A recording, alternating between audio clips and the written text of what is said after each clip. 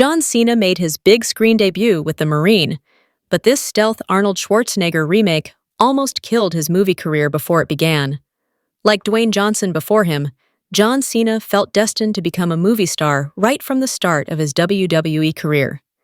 Nowadays, he's the star of Heads of State, Peacemaker, and the Fast and Furious franchise. But John Cena's movie career once looked very uncertain. He was essentially pushed into making his 2006 debut, The Marine, an explosion-laden chase movie where he plays retired Marine John Triton, who must rescue his kidnapped wife from diamond thieves. Cena was cast after Stone Cold Steve Austin and Randy Orton both dropped out, and given Cena's natural charisma as a wrestler, handing him an action vehicle felt inevitable. Sadly, it didn't work in anybody's favor, as The Marine grossed a tepid $22 million worldwide. Luckily, it arrived during a time when DVD sales gave even modest performers a boost, with the film earning an additional $27 million from home video sales. Still, The Marine was critically panned and did little to convince audiences Cena was a star in the making. While The Terminator was Arnold Schwarzenegger's big breakthrough, it was 1985's Commando that cemented his stardom. This cast him as a retired Special Forces commando who has to rescue his kidnapped daughter and kill a lot of people in between quips and puns. While The Marine scales down the puns and body count, it's basically Cena's take on Commando. Both films are virtually plotless exercises for their leading men to flex their muscles, make cheesy gags, and run away from gigantic explosions. Both have great antagonists for their heroes too, with Commando having Bennett and The Marine featuring Robert Patrick's smarmy Rome.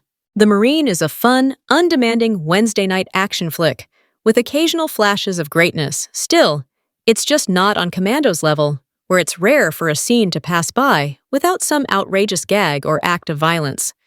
With its PG-13 rating, The Marine feels much tamer than its inspiration and suffers as a result.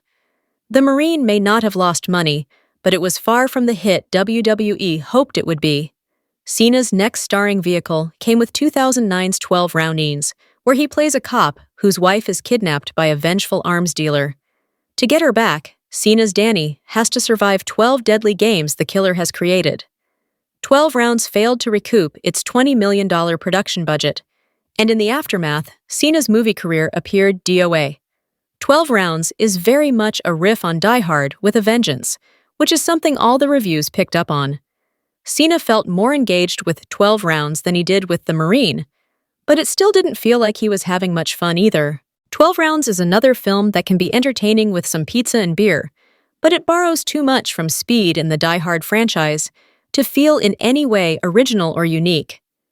The movie also failed to recoup its $20 million production budget, and in the aftermath, Cena's movie career appeared DOA. In a candid chat with Happy Sad Confused, Cena grew candid about his early movie failures. Cena claims that in 2009, I was told I would never work in movies, and that he had wasted his opportunity for movie stardom.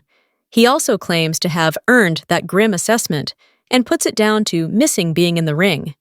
No, I didn't like making movies, because I was a young man going from town to town, and audiences went berserk, and I could go around the world.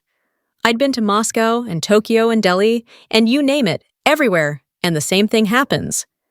Music hits, people go nuts, and 25 minutes later, I'm like, we're gonna do it again tomorrow night, right?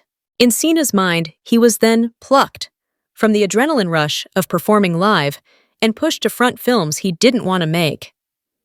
It was just that it found me at the wrong time in my life, is how the wrestler explains it, as Cena's heart just wasn't in the early movies he made. That's reflected in the aloof performances he gives in 12 Rounds and The Marine. He largely coasted on his larger-than-life persona without trying to dig into his characters. Of course, they were both pulpy action flicks, so there wasn't much depth to start with, but it feels like the modern-day Cena would have at least tried to find some. In the same Happy Sad Confused conversation, Cena admits he could have just made crappy STV action movies coasting on his fame.